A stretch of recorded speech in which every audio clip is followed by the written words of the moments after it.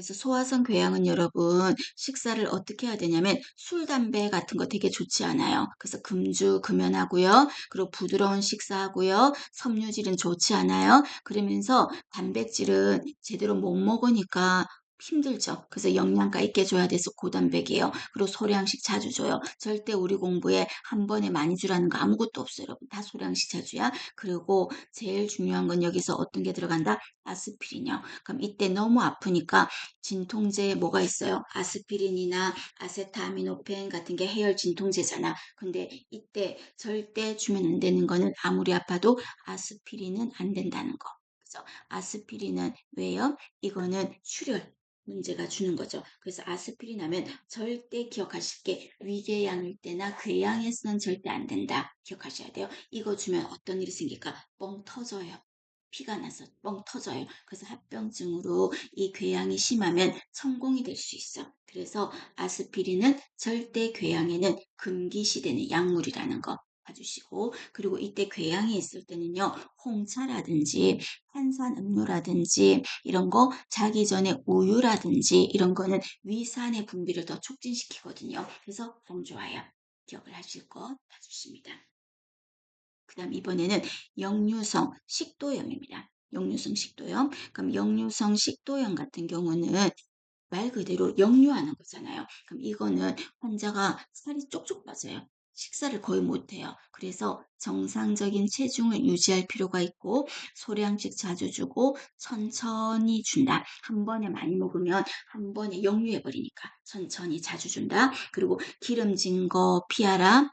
그 다음에 술, 담배 피하라, 커피, 초콜릿, 또 새콤한 거 당연히 안 좋을 거 아닌가? 그죠? 역류하기 쉽죠? 토마토, 탄산음료 이런 거 피하라는 겁니다. 그리고 제대로 못 먹는다 그랬죠? 그래서 단백질은 많이 줘야 돼. 그리고 식사 중에 물 주지 마. 식사 중에 물을 마시면 위로 역류하기가 쉬워요. X. 그리고 섬유질은 여러분 많이 먹는 게 좋아. 왜냐하면 변비가 있으면 어떡할까? 하고 힘주면서 위산이 역류거든. 그래서 변비가 안 생기도록 섬유질이 많은 미에로하이바 이런 거를 드셔야 하는 겁니다. 봐주시고 자, 그 다음에 오른편에 보시면 앉아서 식사하고 누우면 여러분 우리가 호이간도 바로 식사하고 누우면 역류했잖아요. 그래서 이것도 앉아서 식사하고 식후에 바로 눕지 말고 그리고 취침 2시간 전에는 먹지 말고 자기 전에는 그리고 상체를 약간 상승시킨 후 자는 게 역류하지 않는다. 그 말입니다. 역류성 식도염도 한번 눈여겨보세요. 그 다음에 이번에는 만성 폐쇄성 폐질환이에요. 그럼 만성 폐쇄성 폐질환은 주로 어떤 사람이 생긴댔어요?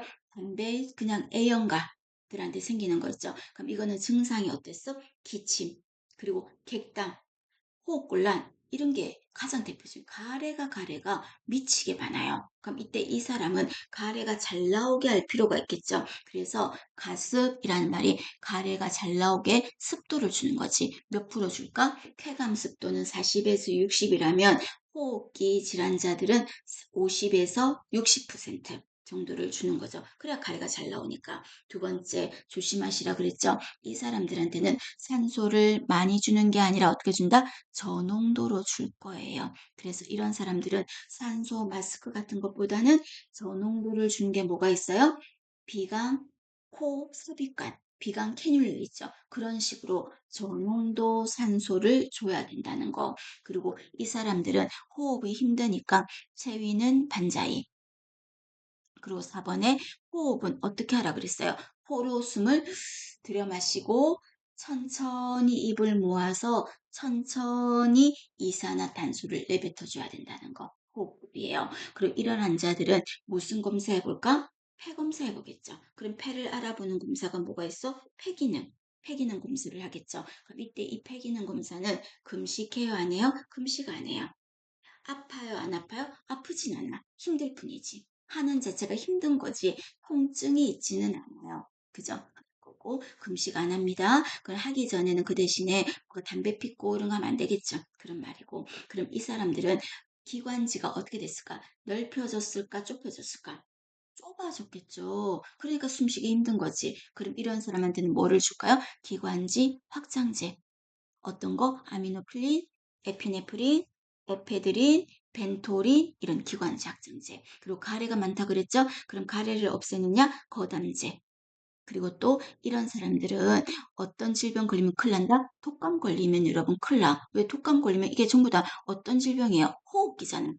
하는 거야. 코로나 때 왜 호흡기 질환자들이 많이 죽었는데요. 코로나나 호흡기나 같은 사촌이잖아요. 그래서 같은 비슷한 질병에 걸리면 내가 약한 곳으로 공격하기 때문에 문제가 돼요. 그래서 만성 폐쇄성 폐질환은 독감 예방 접종 하셔야 되겠죠. 무슨 면역이야? 인공 능동 면역이 되겠죠. 정리 그렇게 하시고 그다음에 폐암 수술하고 나서 폐암을 수술했어요. 그럼 폐를 수술하고 나서는 이제 뭐를 할까요? 그럼 안쪽에 요 흉막 안에 폐 쪽에 고인 피나 공기 같은 거, 에어나 피 같은 걸 빼야 되잖아요. 빼야 폐가 되지. 폐가 있는 흉곽 쪽에 있는 폐가 있는 그 빈 공간에 피나 액체가 고여 있다면 빼야 되겠지. 그래서 이 가슴 쪽에다가 흉곽에다가 관을 삽입해서 어떻게 하고 있어요? 이쪽으로 빼는 거. 이거를 뭐라고 한다? 밀봉 흉곽 배액이라고 합니다. 이거 하는 이유는 뭐를 빼는 거다? 공기나 혈액을 빼서 폐를 팽창시키기 위해서 하는 거를 말합니다. 되시겠습니까?